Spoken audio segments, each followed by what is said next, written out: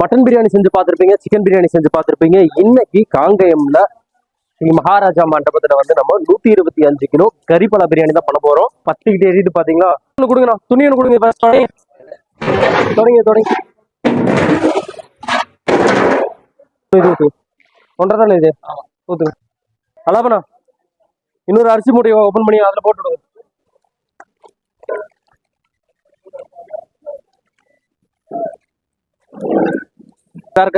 அடியில வளைவு இருக்கிற கரண்டி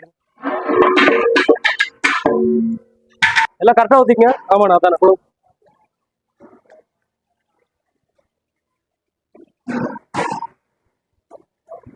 போட்டுங்க பரவாயில்ல போட்டுங்க. ஸோ இப்போ பார்த்தீங்கன்னா ஃபர்ஸ்ட் சட்டிக்கு உண்டான வெங்காயம் போட போகிறோம்.